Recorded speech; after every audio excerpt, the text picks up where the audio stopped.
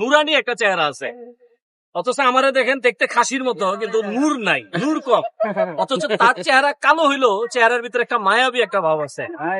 এটা যেন সবসময় থাকে ভাই, আপনার কাছে অনুরোধ।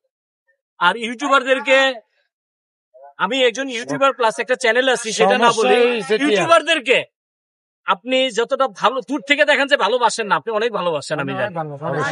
আমি জানি আপনি তাদেরকে অনেক ভালোবাসেন। আবার বলেন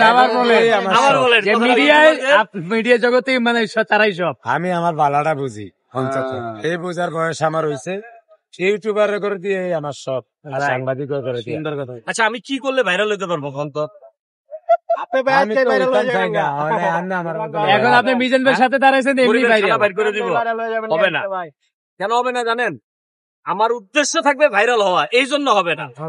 আর আপনি কখনো ভাইরালের উদ্দেশ্যে করেন নাই, আর আমি হইলেও টিকবে না। কারণ কি জানেন, আমনের মতো এরকম যদি আমার কেউ ছবি তুলতো, আমি তো এদিকে একটা থাপড় দিতাম, সর আসতাম বাপসাপ তৈরা। আমনের দেখছি আপনার জিদ পিছন দিয়ে বাইরে, কিন্তু তারপর ক্যামেরার সামনে যায় ভেটকি দেন, কিন্তু জিদ উঠে আপনার, রাইট? আমি হলে কইতাম, এই তুমি কে, দূরে যাও।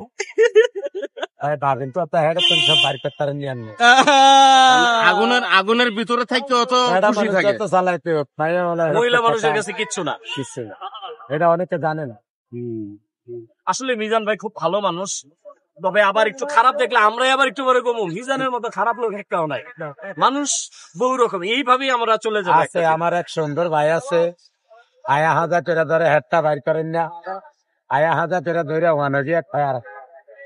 এটা কেনা, এটা কি মিলন, সাহসী কণ্ঠ মিলন নাম কই তার? তারপরে একবারে সুন্দর সুন্দর সুন্দর সুন্দর। কালকে আমি আমাদের এমপি সাহেবের